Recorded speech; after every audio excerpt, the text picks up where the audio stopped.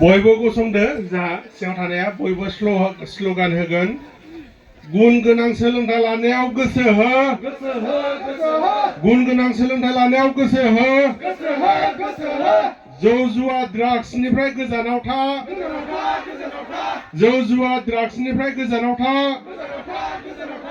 उन्दै बैसोआव हाबा होनायखौ बन्द खालाम उन्दै बैसोआव हाबा होनायखौ बन्द खालाम जय